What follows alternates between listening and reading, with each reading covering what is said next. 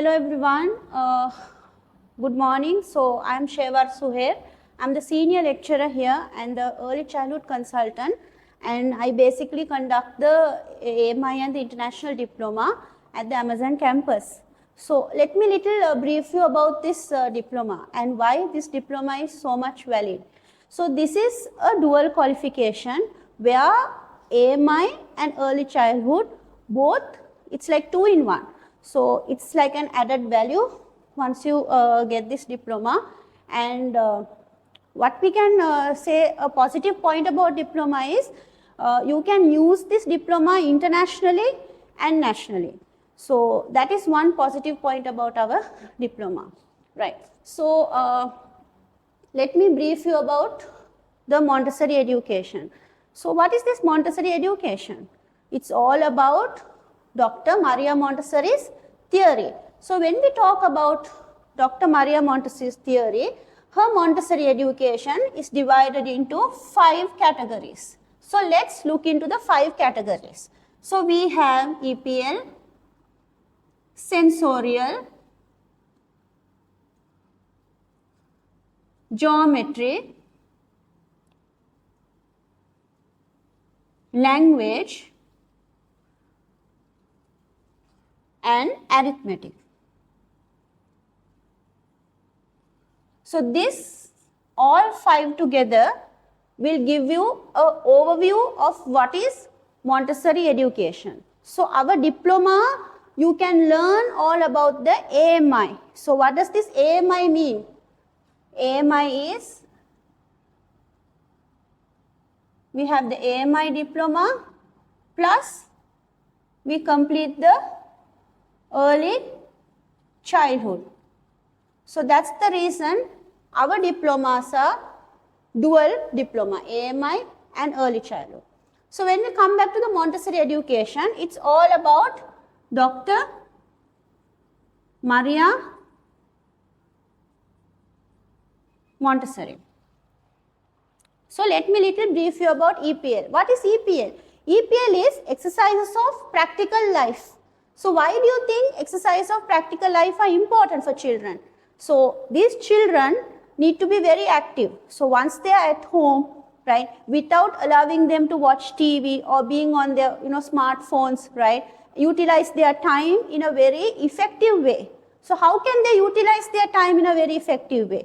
They can do small activities that are very purposeful. So how are you going to do these purposeful activities? You can give them small activities at home, like, okay, the mother is boiling eggs, tell the child to de-skin the eggs, right? The mother is boiling some potatoes, the child can de-skin the potatoes. Or the mother is drying clothes outside, she can call the child and, okay, come, you can dry the clothes with me. So these are small practical life activities which are really important, right? So when we talk about EPL, we always talk of child's developing the physical development. So why do you think developing physical development is important? It's all because of child's gross motor skills and fine motor skills. So we have to develop both of them. Right, let's talk about the importance of sensorial. So the sensorial, we can understand what is sensorial by the name itself. So what do you mean by sensorial? Sensorial is all about stimulating the child's 5 senses. So it is very important that when a child is in the Montessori, you have to stimulate the child's all 5 senses. So when we talk about all 5 senses, what are the 5 senses? Right, you have your ears, so that is auditory sense. You have your eyes, that is visual sense. Then you have your skin, that is tactile sense. You have your nose, that is olfactory sense. Then you have your tongue, that is gustatory sense. So what we do in a Montessori is we use all the 5 sense organs and we give them relevant activities.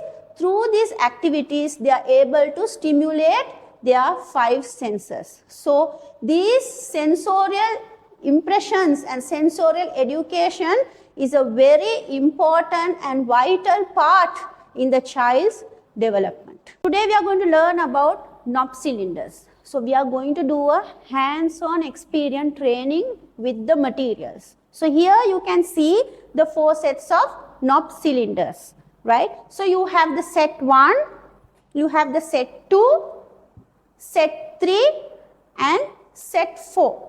So we are going to do, we usually do 4 exercises in the knob cylinders, right?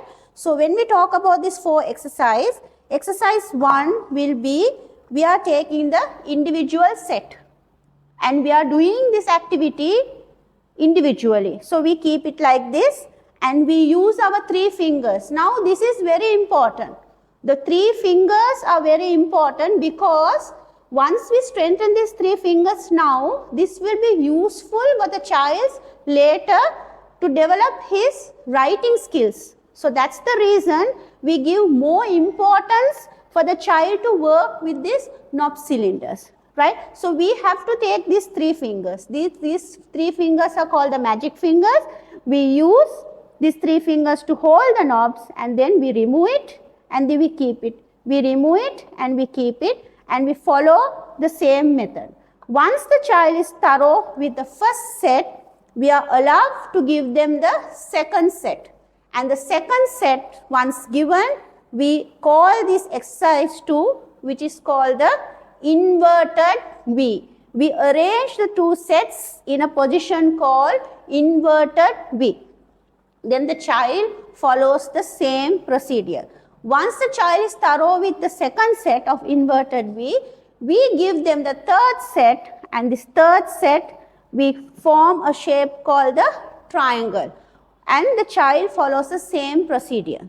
Once the child is thorough with the triangle shape, we just open up and we introduce the last set and he forms a shape called the square. Now this exercise turns from simple to even more complex and the child follows the same method. So now we are going to work with a very famous material. I'm sure you all know what this material is. So any guesses? Yes. So this is called the pink tower, right? And why is it called pink tower? Naturally, because it is pink in color. What is the hidden concept we teach in this pink tower is we give them the idea of what is a cube, right? So see, you will see all these are shapes of cube, right, with a different expansion of sizes. And always you note that there are 10 cubes in one set. So before you give this set to the child, make sure, count it and you give it that there should be 10. It should not be one less, it should not be one more. So this is the way you hold the cube, right? Why are we holding this way? Because it gives the muscular expansion for the child, right? This brings later muscle strength, right? And it will be useful for him for his future writing. When we talk about pink tower, we do 2 exercises. One, the child builds the tower concentrically. So this is how I am building it concentrically, right? You will see one common line like this. This is called concentrically. And the other way of building the pink tower is called edge to edge, right? So this is the way you build the pink tower edge to edge. You have one flat side, which is the edge. So this way you build it edge to edge. This is called the pink tower. Okay. So this is one exercise of practical life activity where we are teaching the child to gain the muscle strength, right? So we are training him to pour water from one jug to another. So when he is pouring water from one jug to another, he makes sure that the water doesn't spill, right?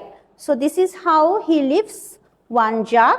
He holds the jug properly with a good amount of strength and he pours the water into the other jug, making sure least amount of spilling.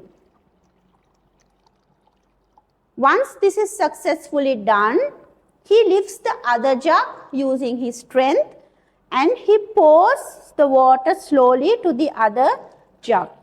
with least amount of spilling.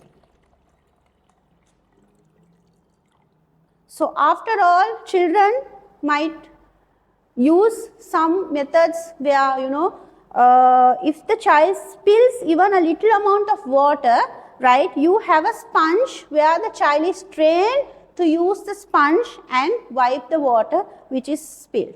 So this method, this activity we do usually to gain a good amount of muscle strength.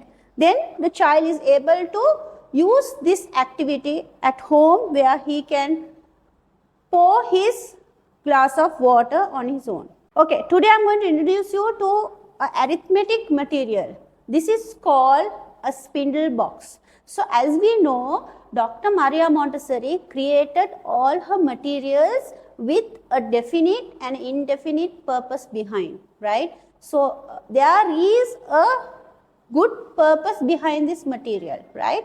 So when I work through this material, you will understand and realize what is the purpose of this material, right? So this is called the spindle box and these are called the spindles, and you are holding the spindles like this, right? You can't hold the spindles by the sides, you have to hold the spindles from the middle, right? So here you can arrange your spindle compartments properly. So you will see we start from number 1, right? So what is this number?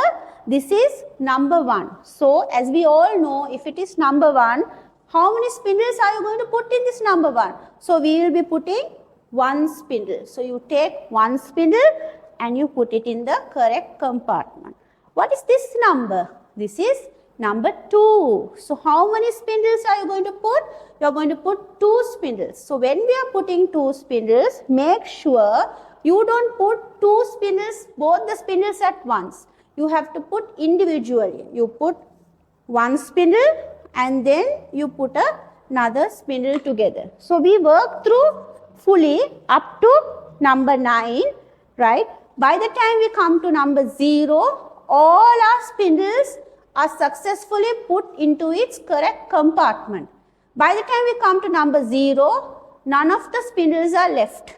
So this compartment shows 0 means nothing, it has no value, we are not going to put any spindles in this compartment. So what do the children learn? Children learn always the 0 compartment should be left empty because there is no spindles in this and the 0 holds no value. Right, let me introduce you to a material called red rods. So this material is for the development of language skills. So you will see there are a lot of red rods here, right? And now we are helping the child to build these red rods. So the child takes the biggest rod first and he is able to build the red rods. He takes the next size. So while building, the child realizes the differences in the length.